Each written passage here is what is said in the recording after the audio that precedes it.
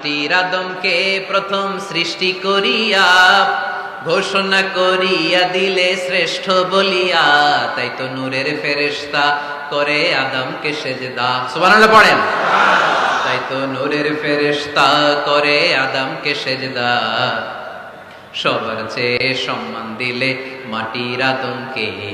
পড়েন আল্লাহু আল্লাহু তুমি জাল্লে জালালুহু, শেষ করা তো যায় না গে তোমার গুণগান। আল্লাহু আল্লাহু সুবহানাল্লাহ পড়েন। আহা, মানুষের মর্যাদা সবচাইতে বেশি।